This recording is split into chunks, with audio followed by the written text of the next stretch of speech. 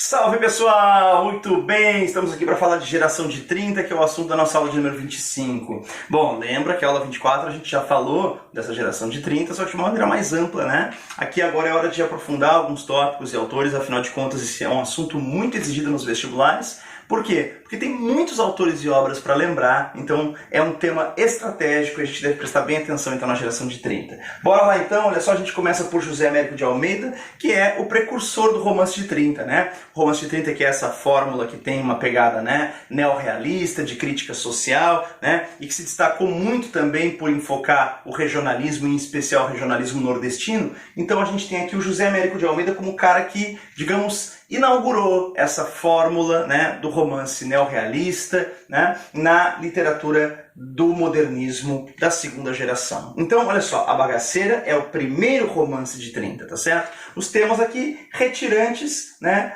os retirantes da seca e os engenhos açucareiros, tá bem? Então a gente tem esses dois temas, porque a protagonista do livro, chamada Soledade, né, é uma retirante que junto com seu pai, né, o Valentim, e o seu irmão de criação, que é o Pirunga, ela vai deixar o sertão em direção à região do Brejo, a região dos engenhos açucareiros, né? Fugindo da seca no sertão, vai chegar então à região dos engenhos, onde se estabelece para trabalhar no engenho do senhor Dagoberto Marçal, tá certo? Apesar de ter vivido uma história de amor, né, com o filho do senhor de engenho, Lúcio Marçal, que era um rapaz estudado, né, doutor, estudado na cidade, ela acaba depois sendo violentada, né, pelo pai do rapaz, pelo dono do engenho, acaba sendo violentada pelo senhor de engenho, que era Dagoberto Marçal, aqui essa figura despótica mesmo, né, praticamente de um senhor feudal, né, que é a figura do Dagoberto Marçal, né, que brutalmente então destrói a vida de Soledade, acabando com as suas esperanças, com seus, né, sonhos, com os seus amores. Na verdade, então, ela acaba sendo violentada e ainda engravida do senhor de engenho, né? O que resta ao final é uma Soledade destruída. Por isso que o título do livro, né, A Bagaceira, também deve ser interpretado como uma metáfora, né? O que resta da vida dessas pessoas destruídas aqui, né, é semelhante àquilo que é o bagaço da cana-de-açúcar, né? Ou seja, essas pessoas elas são moídas, trituradas, destruídas, né, pela superexploração nos engenhos e por todo tipo de violência que sofrem, tá certo? Então, o romance do Zé Américo aqui inaugura, não é, o romance de 30 com uma pegada muito crítica, com uma pegada social muito forte, tá certo? Então, primeiro romance de 30, ainda que tenha sido publicado em 1928, né? A gente já falou na aula passada que essa ideia de romance de 30 é um aprofundamento, um arredondamento, né? Quer dizer, foi publicado em 28, mas é considerado o primeiro romance de 30, tá certo, pessoal? A Bagaceira. Muito bem, pessoal, chegamos então aqui a Raquel de Queiroz, né? Ela que foi a primeira mulher imortalizada na Academia Brasileira de Letras, não é? A gente já sabe que foram estudados vários períodos, séculos de literatura e até então não havia sido citado aqui o nome de uma mulher como, né, protagonista aqui da cena intelectual brasileira. Não porque não houvesse mulheres anteriormente capazes de produzir grandes obras, né, mas porque realmente essas vozes femininas foram historicamente silenciadas, né, pela sociedade patriarcal. Agora, nós chegamos a um momento então em que a luta das mulheres, né, depois de muito tempo, acaba conquistando aqui simbolicamente esse lugar, né, de destaque entre os imortais da Academia Brasileira de Letras, né? Lembrando que para a Academia Brasileira de Letras, né, fundada por Machado de Assis e outros intelectuais lá do século XIX, né, também teve grande importância a atuação de uma escritora chamada Júlia Lopes de Almeida, a escritora de Ânsia Eterna, que cai no vestibular da UFSC, a escritora de A Falência, que cai, né, no vestibular da Unicamp, né? E a Júlia Lopes de Almeida foi uma das fundadoras da academia, né? E não pôde ser imortalizada na Academia Brasileira de Letras, não pôde fazer parte do grupo, né, dos escritores membros da academia, em razão do fato de ser mulher. Observa só, né, o absurdo. Então,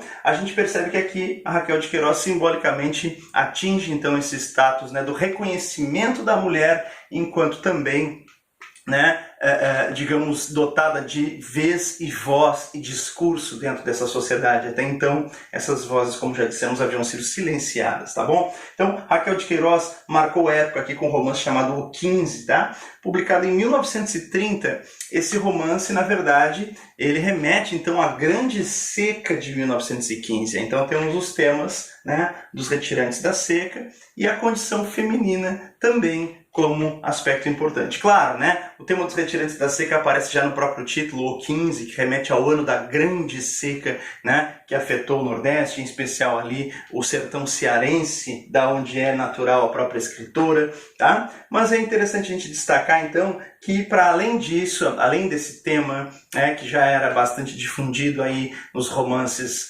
regionalistas do Nordeste, a gente tem então esse aspecto da condição feminina também, né? A personagem Conceição, ela é uma personagem que coloca em discussão, né, os valores da sociedade patriarcal, coloca em discussão o papel da mulher também, tá? Então, Conceição é uma professora, né, que é natural do sertão cearense, mas acaba indo para Fortaleza, né, onde ela estudou, onde ela acabou, né, não só se formando, passando a trabalhar, certo? Optou pela vida mesmo no litoral. Então é bem interessante destacar que, contrariando as expectativas que se tinha sobre a mulher na época, né, a personagem Conceição é uma mulher independente, né, professora, trabalha, sustenta, né, a sua própria condição ali, sustenta seu próprio lar. Tá? Bom, passando férias, né, no sertão, então ela vai à casa então da sua avó, né, praticamente é uma mãe de criação chamada Mãe Nácia, né, essa personagem aqui então que representa os valores mais rudes, mais conservadores, né, do sertão. Tá? Esse período aqui em contato, né, com o sertão traz de volta também aqui, né, o amor mal resolvido que ela tinha pelo primo Vicente, né, mas um homem com valores muito diferentes dos dela, né, um sujeito que é dono de terras, né, um sujeito que tem um comportamento machista, e isso tudo faz com que a Conceição vá desidealizando mesmo essa história com o primo Vicente, tá? E sobretudo é interessante destacar que a Conceição ela se assume ao longo do livro como uma solteirona convicta, né? Expressão usada pela própria personagem para se autodefinir, tá? Solteirona convicta. Bom, o que acontece então é que os efeitos terríveis da seca vão ser presenciados aqui, a Conceição depois leva a Mãe Nácia consigo para Fortaleza, e em Fortaleza, né, é que a Conceição vai acolher a família de retirantes lá, Chico Bento e Dona Cordulina e seus filhos, né? Então destaca-se também, né, ao longo do livro a trajetória dessa família de retirantes, a família de Chico Bento e Dona Cordulina, tá? Então a gente tem essas histórias correndo em paralelo, né? A história da Conceição, que vai abordar a condição feminina, mas também esse olhar da personagem para a seca, né, quando ela vivencia isso lá, né, no sertão, e a família de retirantes mesmo, que é a família de Chico Bento. Né? Ao longo da jornada aqui, Chico Bento e Dona Cordulina, né, vão passar por muitas, né, situações entre a vida e a morte, né? Vão inclusive, né, perder aqui um filho, por exemplo, ao longo dessa jornada, e aí é que o filho mais novo do casal, Duquinha, né, ele acaba ficando depois com a Conceição, porque a família depois de passar algum tempo num campo de concentração, olha só, né, os campos de concentração, havia, né, essa política aqui no Brasil, né, tentavam impedir então o avanço desses retirantes para a cidade, né, que eles fizessem saques, que, enfim, causassem alguma espécie de tumulto nas grandes cidades. Então, os campos de concentração, a gente às vezes fala, né, do Holocausto na Europa, né, do Holocausto nazista, e a gente não considera muitas vezes, né, que o Estado brasileiro praticou políticas, né, de segregação, de violência, e ainda pratica, né, contra várias populações, aqui no caso os sertanejos que, desesperados, fugiam da seca, né, eram barrados então pelos campos de concentração. Bom, mas depois então, né, na cidade, em Fortaleza, a família acaba sendo acolhida, né, pela Conceição, e depois a Conceição ajuda o casal a ir para São Paulo, paga passagens, né, para o casal ir para São Paulo, mas acaba adotando o menino do Duquinha, né, de quem ela já tinha se tornado madrinha. Então, Chico Bento e Dona Cordulina seguem em direção, né, ao sudeste, e o Duquinha fica, né, como filho adotivo de Conceição. O que é interessante é que isso consagra, né, a perspectiva bem disruptiva da personagem, ou seja, dela se tornar mãe sem a presença de um homem, né? Ou seja, ela se torna, né, mãe solo aqui com o personagem Duquinha tornando-se seu filho adotivo, tá certo? Então é isso, ela é uma personagem que não idealiza o casamento, que não idealiza a formação de uma família tradicional, né? E de fato ela termina assim, né? cuidando, criando sozinha o Duquinha, que passa a ser seu filho adotivo, tá certo? Então, um romance muito interessante nos questionamentos que ele traz em relação à ordem política e social, de maneira geral, em relação às políticas do Estado sobre, né, os retirantes, mas também questiona fundamentalmente o aspecto da condição feminina na sociedade patriarcal, muito interessante, tá?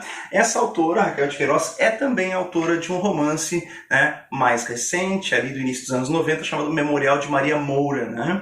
Em Memorial de Maria Moura, a gente tem a história de uma mulher que também, né, desafia aí o mundo dos homens, né, luta pela posse de suas terras, chega, né, a precisar realmente combater aqui com força, né, um universo masculino, né, e triunfa sobre esse universo masculino. Então a personagem Maria Moura é uma personagem muito forte também, criada pela Raquel de Queiroz. Bom, pessoal, então a gente segue aí a nossa análise de autores e obras da geração de 30, agora com José Lins do Rego, né? Ele que é autor então de obras, as mais importantes, né, do autor, que trazem o tema do engenho, né? Então o chamado ciclo temático da cana-de-açúcar é o mais importante do autor, e dentro dele a gente tem inúmeras obras, destacando-se o Menino de Engenho, que é, né, um livro com caráter memorialístico. Importante destacar aqui nesse livro o personagem que é o Menino de Engenho, ou seja, o Carlos de Melo, apelidado aqui Carlinhos, não é? Ele é um alter ego do próprio Zé Lins do Rego. Quer dizer, o Carlinhos, o Carlos de Melo, ele vai passar por várias situações, né, na vida muito semelhantes a coisas que aconteceram com o próprio escritor. Inclusive a tragédia familiar, que foi o fato de que, né, o Carlinhos, né, perdeu o pai e a mãe de maneira trágica. O pai acaba assassinando a própria, né, mulher e depois cometendo suicídio, certo? E isso aconteceu com o personagem Carlinhos, acontecera também com o próprio escritor José Lins do Rego, essa perda trágica dos pais desse modo, né? O marido assassinou a própria mulher e depois cometeu o suicídio. Então, né, é realmente uma história muito pesada essa, vivida pelo Zé Lins, e aí então ele acaba trazendo, né, essa vivência para o personagem Carlinhos, essa vivência traumática. Passa a ser criado, né, depois pelo avô, passa a viver no engenho do avô, e essa então é a história do Menino de Engenho, um garoto que cresce, né, digamos assim, é criado solto no engenho, né, sem pai nem mãe, sem limites também, e acaba tendo experiências bastante precoces, né, em relação à violência, em relação à sexualidade, mas também existem alguns aprendizados líricos, né, então o livro ele vai trazer, né, entre o lirismo, né, e alguns temas mais pesados, né, um caráter essencialmente memorialístico, tá certo? É isso. Então, a história do Carlinhos, depois ela prossegue com outros livros, né? Doidinho é um livro em que o Carlinhos é internado, né, no colégio interno, é colocado para estudar num colégio interno, tá? E ele se assemelha muito ao Ateneu, lá de Raul Pompeia, se baseia também um pouco naquela obra, tá? Depois a gente vai ter Banguê e Usina, que vão mostrando a gradual decadência, né, do engenho, né, o engenho do avô de Carlinhos, que passa depois a ser por herança do próprio Carlos de Melo, né, e essa decadência dos engenhos substituídos pelas usinas, tá certo? Depois o Carlinhos acaba, né, perdendo então esse patrimônio que fora de sua família, tá certo? Então, bem interessante destacar essa trajetória também da decadência dos engenhos açucareiros e das antigas oligarquias açucareiras. O que é interessante destacar é que esse mesmo tema, então, ele é colocado no livro chamado Fogo Morto, tá? Se esses livros aqui são uma sequência da história de Carlinhos e vem pela perspectiva, né, dessa, digamos assim, de um descendente de senhor de engenho, vem pela perspectiva, né, dessa própria oligarquia, o Fogo Morto é um livro independente, né, dessa saga de Carlinhos aqui, vai ter outros personagens e tal, mas o Fogo Morto ele traz, né, uma mesma temática, né, que é a decadência dos engenhos açucareiros. A grande novidade do livro Fogo Morto, que é considerado, né, sob o ponto de vista, né, da estruturação do livro, considerada a obra-prima do Zé Lins do Rego, a novidade desse livro é a sua divisão em 3 partes, revelando 3 perspectivas diferentes, né, sobre esse processo de decadência, né, dos engenhos açucareiros, que vão sendo gradualmente substituídos pelas usinas, né, no processo do refino do açúcar. Então a gente vai ter 3 partes em que o livro se divide, cada uma delas traz então o foco, uma ênfase num personagem diferente. De maneira que Mestre José Amaro é um celeiro, um homem do povo, um trabalhador, um homem livre, significa dizer não escravo, né? Mas cuja liberdade também é relativa, porque ele vive de favor nas terras do senhor de engenho, né? Tem de se submeter, né, ao autoritarismo do senhor de engenho, enfim, e acaba desenvolvendo também uma grande revolta com isso. Tá? Então, Mestre José Amaro, o celeiro, o homem que fazia trabalhos manuais com couro, tinha que se submeter mesmo ao despotismo dos senhores de engenho, né? E vai acumulando uma grande revolta em si. Esse personagem representa então as camadas populares, os chamados homens livres, né?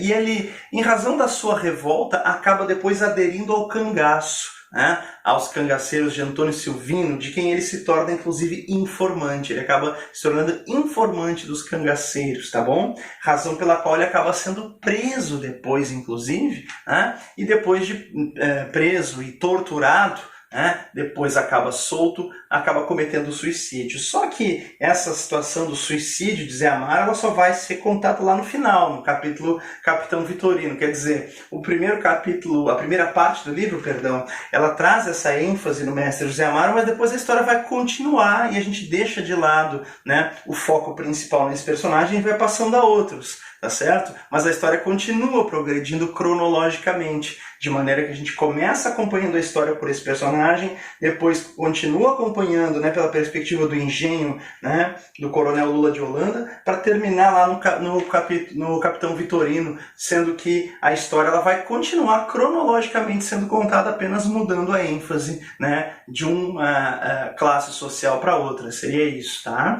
Então percebe o seguinte: o Mestre José Amaro é o personagem que representa as camadas populares. O Coronel Lula de Holanda, ele representa a oligarquia açucareira decadente. Então é importante destacar que o Coronel Lula se fez senhor de engenho casando-se, né?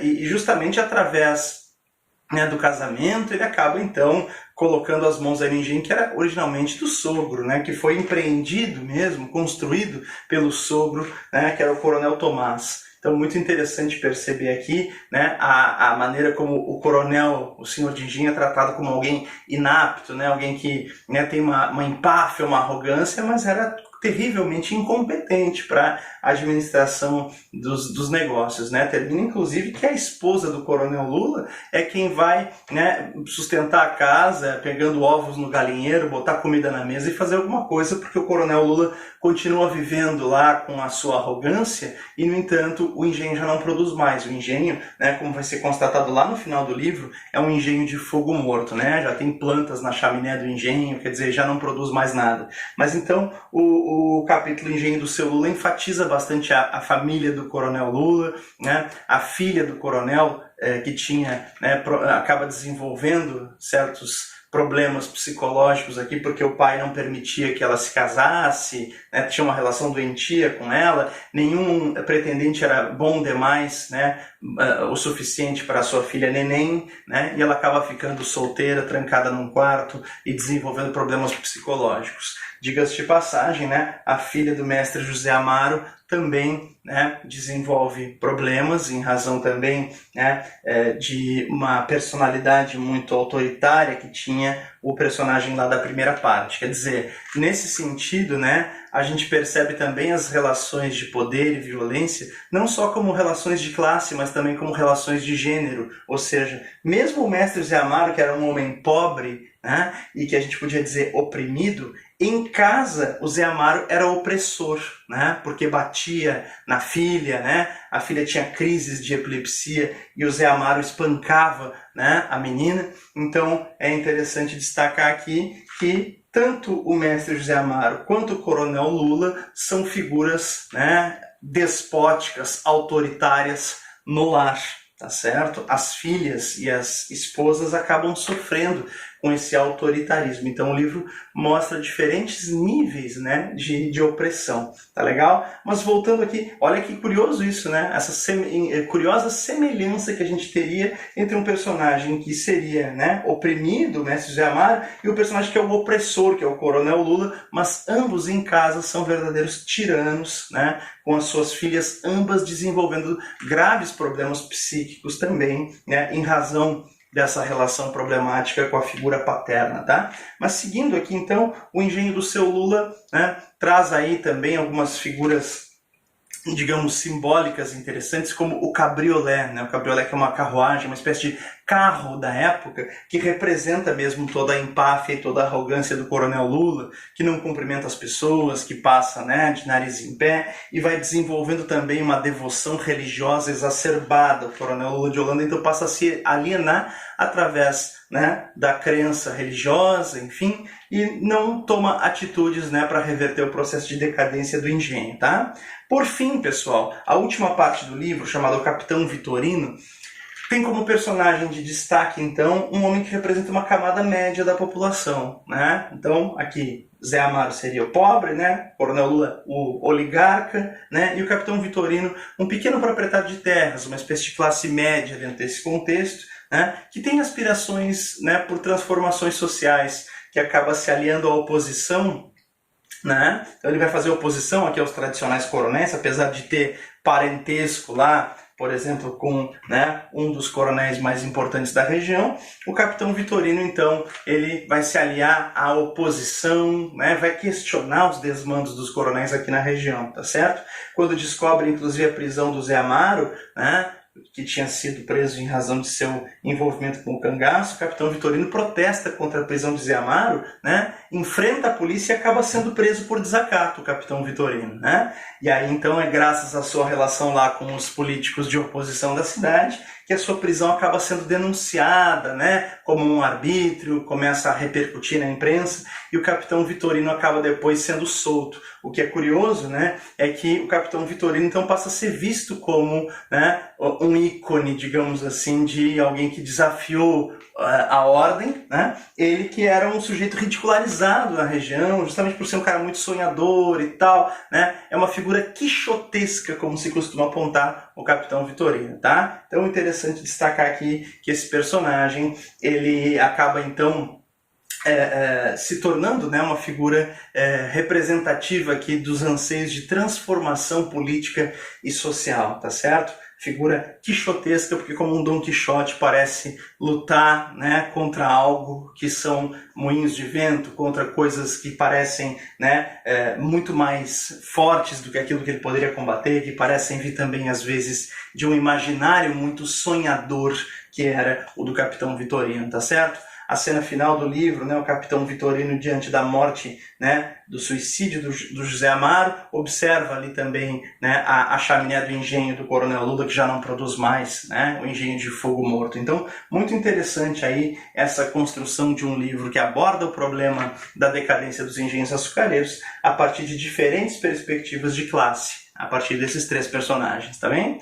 Bom, pessoal, então a gente segue aí, né, agora para o Graciliano Ramos. Então, fazer uma pausa aqui e a gente segue, né, com esse autor que encerra aí a nossa aula de número 25, que é o mais importante de todos os autores da geração de 30 para a crítica literária, tá certo? Então, as provas costumam valorizar bastante o Graciliano. Já voltamos.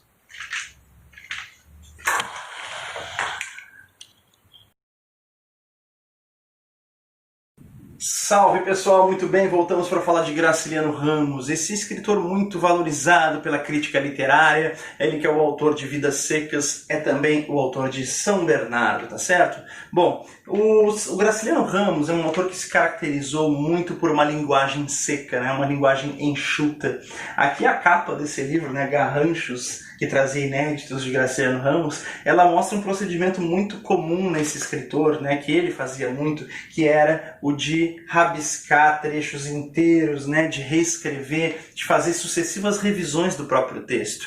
E nesse processo de sucessivas revisões, Graciliano Ramos às vezes eliminava frases ou parágrafos inteiros, tudo com o objetivo de escrever, né, com o mínimo de palavras, o maior conteúdo possível. Então ele ia cortando mesmo, ele ia enxugando o texto até deixar a linguagem mais, né, econômica e, portanto, também a linguagem mais precisa possível. Era realmente obsessivo, né, o Graciliano, inclusive ele que tinha mania também de escrever de pé, tá certo? Ele tinha realmente certos toques, digamos assim, tá? Mas o obsessivo e perfeccionista Graciliano Ramos, então, traz aqui em São Bernardo um dos romances mais exigidos em vestibulares, né, e que condensa as perspectivas mais importantes do romance de 30, porque ao mesmo tempo em que ele tem um neorrealismo psicológico muito interessante, ele vai abordar de fundo essa questão, né, sociológica, essa questão política e social do seu tempo, né, que é, por exemplo, a questão do latifúndio, das questões políticas brasileiras na virada da República Velha, né, para o início, então, da Era Vargas. Então, quer dizer, a gente vai ter ali um romance que se passa predominantemente nos anos 20 ali, mas que vai acabar também ultrapassando ali, então, a chamada Revolução de 30 e uma mudança radical aí nos rumos, né, da política nacional. Bom, pessoal, São Bernardo, então, é um romance que traz os temas do latifúndio, da ambição e valoriza muito a própria linguagem. O Graciliano sempre foi um escritor que trabalhou muito esses questionamentos sobre a própria linguagem literária. O livro, geralmente, do Graciliano acaba se referindo também à própria escrita literária. O Graciliano é um escritor muito metalinguístico, tá? Então, aqui, Paulo Honório é o personagem principal, ele é o narrador em primeira pessoa de um livro que seria a história de sua própria vida. Ele vai, né, ter uma espécie de livro de memórias, tentar compreender através da escrita, compreender melhor a sua própria trajetória de vida.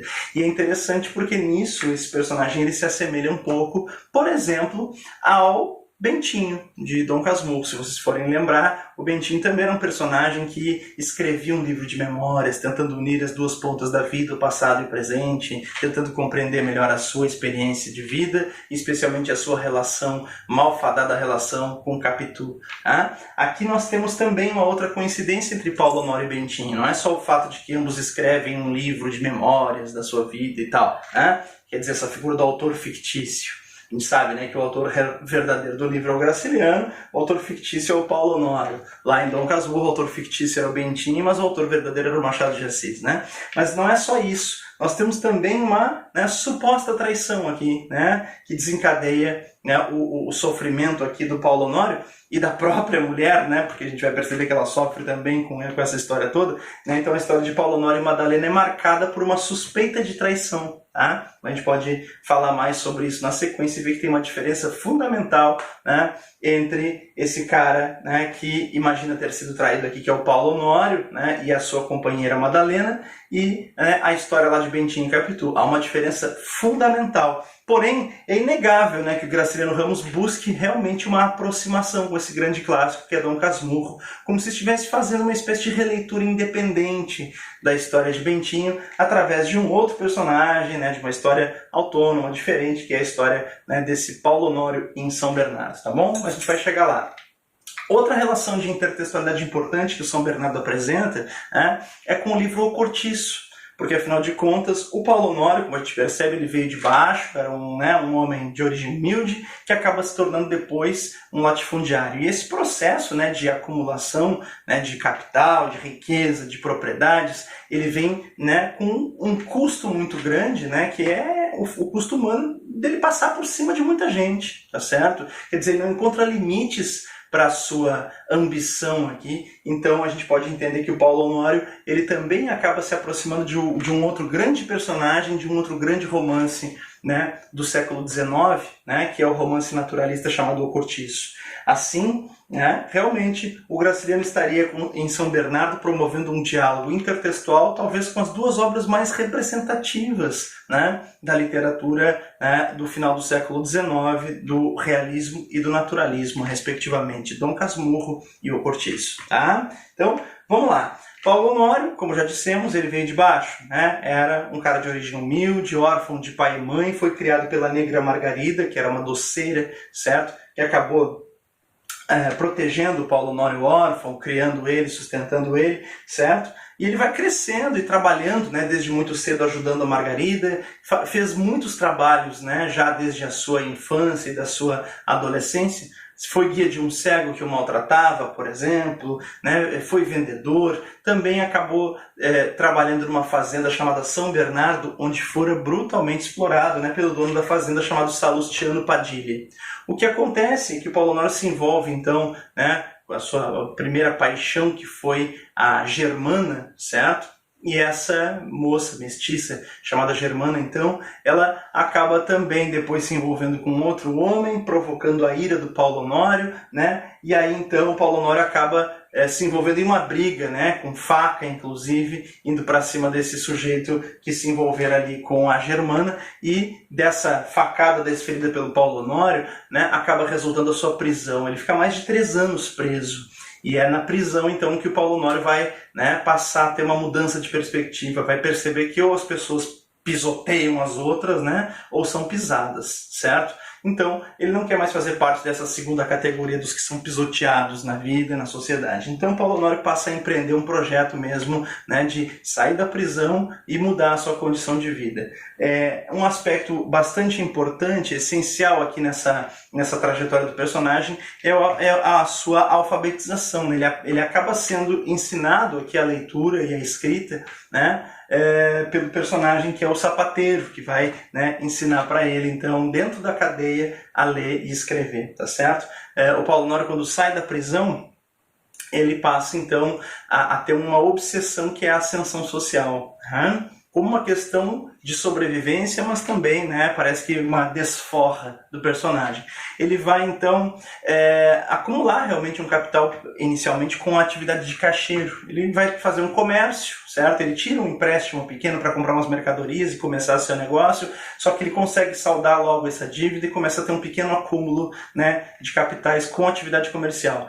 Com o excedente, ele depois passa a uma outra atividade muito mais lucrativa, que é a agiotagem. Ele começa a emprestar dinheiro a juros. Então é muito interessante perceber que o personagem ele vai fazer de tudo realmente para acumular, né, a sua riqueza. E aí ele tem um projeto em vista porque ele tem uma obsessão, tornar-se dono da fazenda onde antes ele havia sido empregado.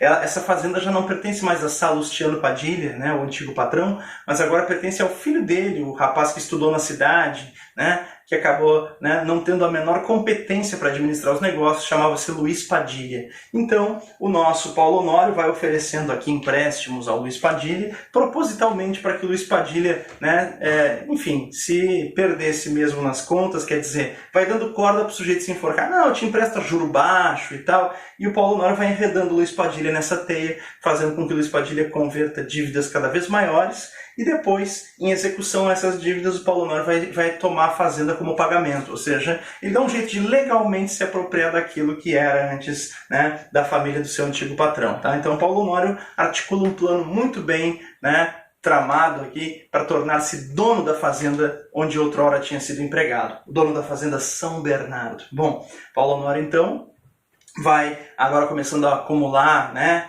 dinheiro, começando a acumular terras e a acumular poder, né? O acúmulo de terras passa necessariamente também pela execução do vizinho Mendonça, né, que era dono de uma fazenda vizinha. O que vai acabar acontecendo, né? O Paulo Honório e esse Mendonça disputavam o terreno. A cerca às vezes ia para lá, às vezes vinha para cá, e os dois ficavam tentando cada um empurrar a cerca mais para, né, para dentro do território do outro. Assim, a questão se resolve com uma tocaia, né, com o auxílio do seu fiel escudeiro Casimiro Lopes. O Paulo Honório dá fim à vida de seu desafeto vizinho Mendonça, né?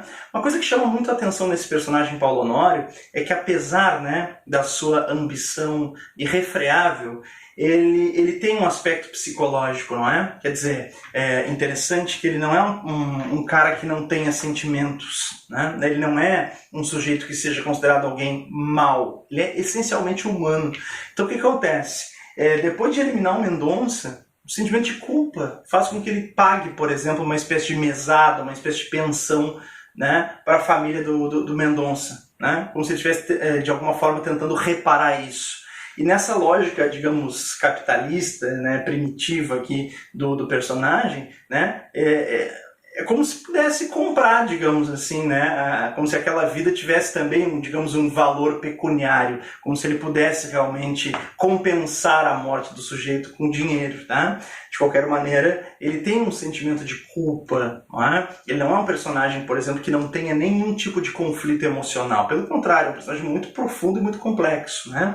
Sobre isso também, interessante destacar que ele não esquece a negra Margarida que o criara, né? E acaba, então, através do seu advogado, né, o Paulo Honório consegue localizar o paradeiro de Margarida e vai trazê-la para morar consigo na fazenda, né? tratando-a como mãe. Então é interessante que o Paulo Honório reconhece a dívida, né, que tinha com a Margarida, né, a dívida de vida que ele tinha com ela mesmo, né, e acaba realmente tendo um afeto pela Margarida e cuidando dela, retribuindo aos cuidados que ela teve com ele quando ele era criança, tá certo? Bom, mas quando o Paulo Honório vai ampliando os domínios de sua fazenda, né, vai se envolvendo com a política, se envolve lá também, por exemplo, com um juiz que vai dar ganhos de causa sempre para ele, né, nas disputas de terras que ele tinha com os vizinhos. Então, quer dizer, ele começa a ter um networking assim, entre o judiciário, né, o legislativo, e dentro dessa questão da influência política que um coronel tem que ter para manter os seus domínios, né,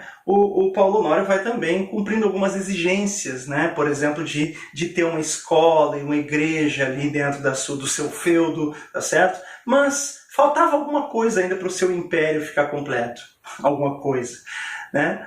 Um herdeiro, é isso. O pensamento muito pragmático dele coloca o herdeiro como algo que ele deve ter também. Então, Paulo Honório acaba procurando o casamento. E é Madalena, então, a moça que ele, numa viagem de trem, acaba conhecendo, ficando encantadíssimo com ela, vai convidá-la, né, a passar algum tempo na fazenda, e mais tarde vai propor a ela o casamento como um negócio, né? Afinal, o que era o casamento nos anos 20, né, no início do século passado? Né? Então, a gente vai perceber, né, que há 100 anos atrás, o casamento era isso, né, era um negócio. E não havia tantas perspectivas assim, mais sentimentais sobre o casamento. De modo que a gente nem deve, por exemplo, dizer assim, a Madalena era uma interesseira. Na verdade, ela se casa com o Paulo Honório, né, como um negócio vantajoso e tal, mas, sobretudo, ela tinha também a ideia de mudar aquele homem. Né? Ela tinha um idealismo. E é muito interessante perceber que essa personagem ela acaba sendo ideologicamente uma antítese de Paulo Honório. Né? O Paulo Honório tem relações muito violentas com seus empregados, com seus subordinados, e a Madalena, casando-se com Paulo Honório, começa a interferir nisso, né? Tomando partido daqueles que o Paulo Honório oprimia. Né? Então, se o Paulo Honório pratica uma violência contra um empregado, a Madalena protesta contra isso, né? A Madalena protesta contra a superexploração a qual eram submetidas essas pessoas, está sempre, né, enfrentando o Paulo Honório. E isso faz com que o Paulo Honório perceba na Madalena alguém que não está sob seu controle. Ele começa a pensar, não, peraí, né? Se essa mulher não está sob meu controle, então deve ter algum outro homem controlando ela. Aí vem o pensamento, né, do patriarcalismo machista e essa ideia de que ele sendo dono da fazenda, ele sendo esse praticamente senhor feudal, como é que, né, essa mulher não estaria também sob seu controle? E na lógica dele, se não é ele o homem quem a controla, haveria algum outro homem. Um dado curioso é que na fazenda o Paulo Honório acabou empregando o próprio Luiz Padilha, né, o cara que tinha perdido tudo, né, em dívidas, né, o Paulo Honório acaba se compadecendo e permitindo que o Luiz Padilha trabalhasse como professor na escola da fazenda. O que é curioso é que o Luiz Padilha, depois de perder tudo, acaba enveredando, né, pro comunismo, enfim, certo? E depois acaba até se engajando na coluna Prestes, mais tarde, o Luiz Padilha, tá? Então esse personagem aqui, ele sofre essa reviravolta na vida, né, e acaba assumindo uma perspectiva de um viés ideológico revolucionário depois. Mas o que é curioso, então, aqui, é que o Paulo Honório passa a imaginar que a Madalena deve estar tendo, de repente, algum caso com esse Luiz Padilha, que tinha ideias de esquerda, né, essas ideias comunistas.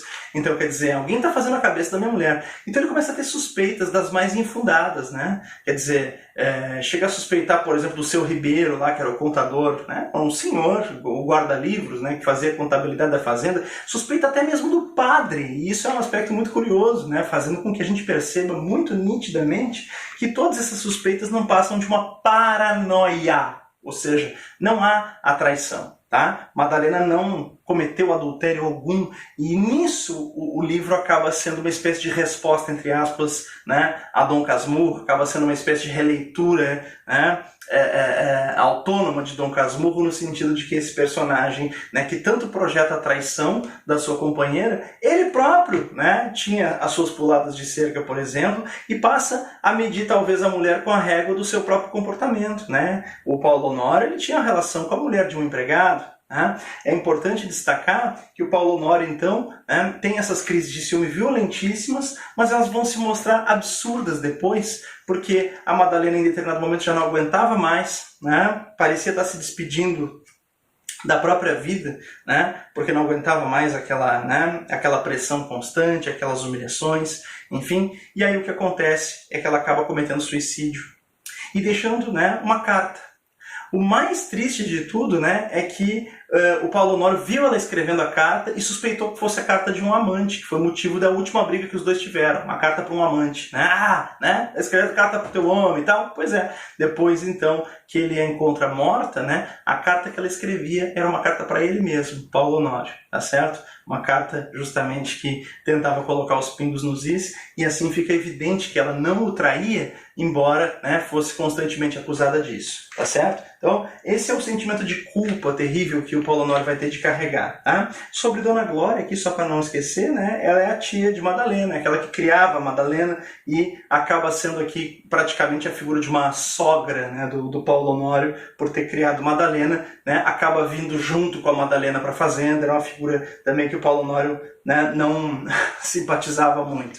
Mas enfim, o fato é que nós temos aqui então um desfecho muito triste nessa história, né? Paulo Honório e Madalena tiveram um filho, né, que praticamente nem é referido pelo Paulo Honório, né, uma figura desprezada, né, pelo Paulo Honório também, tá? E nisso a gente vai percebendo que resta apenas uma obsessão desse sentimento de culpa, né, do Paulo Honório em razão do suicídio de Madalena e a necessidade premente de, né, uma catarse, de botar isso, de elaborar isso, botar isso para fora de alguma maneira. O livro funciona desse modo, tá?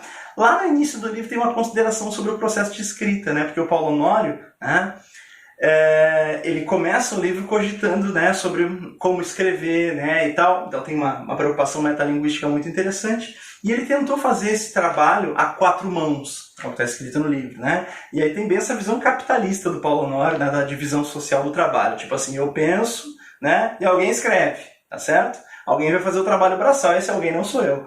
Bom, mas então ele pensou em contar com a ajuda do padre, né, que acabou também se enveredando lá para a Revolução junto com o Luiz Padilha. Então o padre acabou não, né, se ausentando, se afastando para sempre. Mas enfim, contou com a tentativa do advogado, que queria escrever tudo em língua de Camões, e também, né, do jornalista Azevedo Gondim, né, um jornalista também ali que fazia parte do círculo de relações do Paulo Honório. Esse Azevedo Gondim, né, vai também falseando um pouco as coisas, falseando alguma coisa na linguagem, de modo que o Paulo Honório lê e diz assim: "Tu acanalhou o troço, Gondim. Ninguém fala desse jeito como tu escreveu." E aí o Azevedo Gondim diz assim: "Mas, Paulo Honório, não se escreve como se fala." E o Paulo Honório diz assim: "E por que não?" Interessante que aqui, lá no início do livro, quando o Paulo Honório conta sobre o processo de escrita, que ele tentou, né, fazer a quatro mãos, não deu certo, porque a escrita se fazia de uma maneira tão artificial e ele queria escrever, né, de uma maneira mais próxima da forma como as pessoas se comunicam. Né? Quer dizer, por que não escrever como se fala? Bom, aqui então a gente percebe que o Graciliano ele tenta preservar um pouco daquelas conquistas do modernismo de 22, né, de trazer uma linguagem que reproduza mais naturalmente o discurso das pessoas, né, sem artificialismos, o que é muito interessante, tá? Bom, pessoal, então isso é um aspecto metalinguístico muito importante na obra, né, e a gente percebe também que ao final o personagem Paulo Honório ele tem de lidar com a decadência da Fazenda São Bernardo, né, porque ele fica tão obcecado em torno da história, né, da Madalena e tal, que a fazenda vai, né, o mato vai tomando conta, certo? Os vizinhos vão avançando com as cercas, fazendo com que ele perca, né, um pouco das suas terras. Aliás, as terras do Paulo Honório vão diminuindo também, porque ele vai começando a perder causas na justiça, em razão de um outro fato externo aqui, que é, né, a Revolução de 30. A chegada de Vargas ao poder, né, a mudança das instituições, né, judiciárias, enfim, a gente percebe que os antigos privilégios aqui dos coronéis vão sendo, né, solapados aqui por uma nova ordem institucional, e assim Paulo Honório entra em decadência política e econômica, que acaba acompanhando a sua decadência emocional aqui, em razão, né, do suicídio de Madalena, certo? Bom, pessoal, então era isso. A gente falou aqui sobre esse grande romance chamado São Bernardo, tá bom? O Vidas Secas é um livro muito importante, tá? Mas nós vamos colocá-lo na nossa próxima aula, tá? O Vidas Secas é um livro da aula de número 25, mas como é uma obra muito importante e tal, a gente quer ter um tempo maior para falar sobre ele, para ficar mais bem distribuído, nós vamos fazer assim, tá? Vamos deixar o Vidas Secas para a aula de junto com a aula 26, tá? É isso aí. Então a gente vai deixar esse conteúdo aí para ser visto na próxima semana, junto com outros autores de ponta que a gente tem aqui, como, por exemplo, o Jorge Amado, tá certo? Enfim, como Érico Veríssimo. Aí a gente comenta isso então na próxima semana, beleza? Até lá!